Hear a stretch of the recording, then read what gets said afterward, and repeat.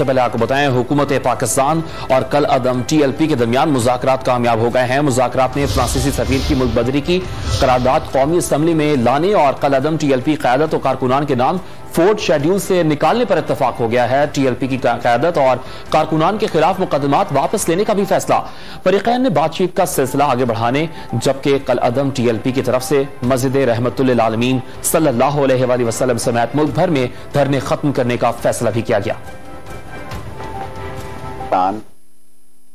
اور طریق لبیک کے درمیان طویل مذاکرات کے بعد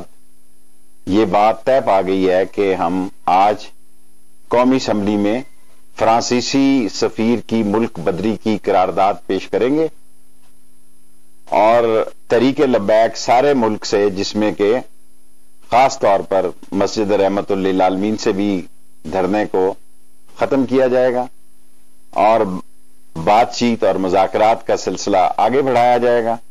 اور جن لوگوں کے خلاف مقدمات درج ہیں سمیت فورتھ شیڈول کے، ان کا بھی اخراج کیا جائے گا۔ اس پر تفصیلی بیان جو ہے میں آج شام یا کل دوپہر کسی وقت